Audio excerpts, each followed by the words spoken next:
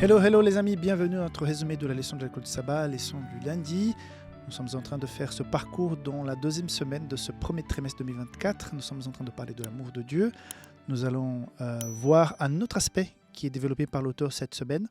Nous avons pu voir hier que cet amour est pour tous et que cet amour ne s'arrêtera jamais, c'est éternel. Aujourd'hui, nous allons ajouter à cela la notion d'alliance, l'amour de Dieu dans une alliance. Avant de parler de cela, je voudrais t'inviter à visiter Safelis et ses sites web. Tu as tous les réseaux sociaux sur Facebook, sur Instagram, sur YouTube, mais aussi donc nos sites où tu peux acheter des produits de Safelis. Si tu es en Europe, publicationadventiste.com, et si tu es en dehors de l'Europe, je te propose plutôt safelis.com. Là, tu vas voir donc des produits qui pourront être, à partir d'un certain montant, livrés gratuitement chez toi. OK ? Soit en Europe, soit partout dans le monde. Et tout dépend de la région du monde où tu te trouves, le montant augmente puisque ça s'éloigne de l'Espagne d'où le produit part. OK ?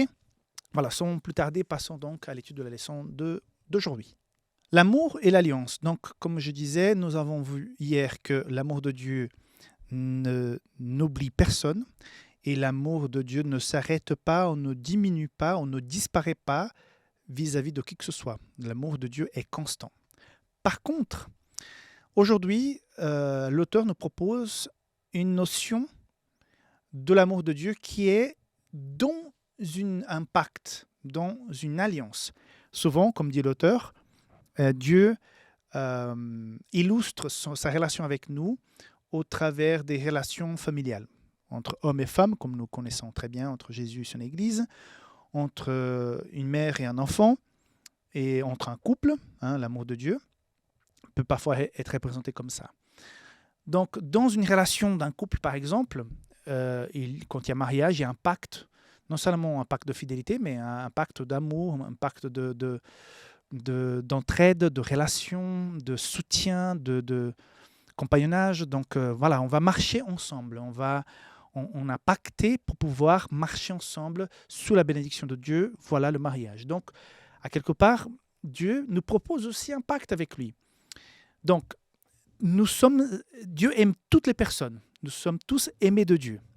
Mais il propose une relation autre que la simple relation d'amitié distante. Par exemple, je suis sûr que tu as des voisins avec qui tu t'arrêtes, tu discutes un bon coup, peut-être il vient chez toi, tu vas chez lui, c'est devenu vraiment un ami.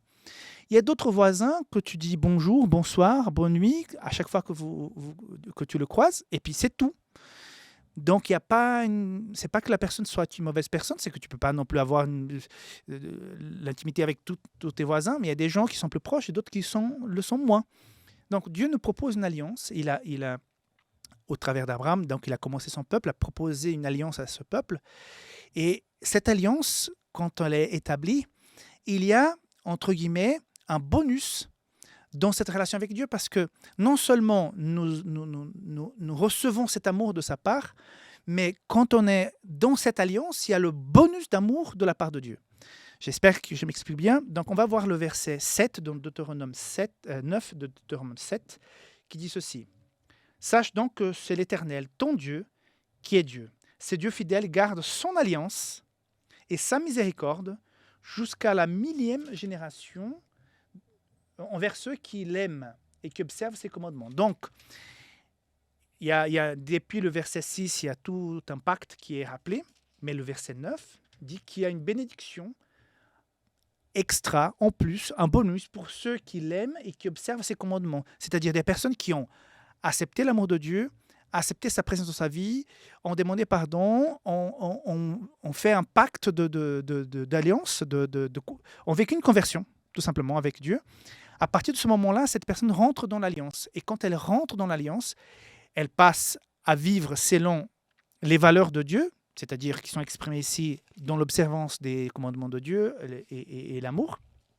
Et donc, ces personnes vont être bénéficiées d'une...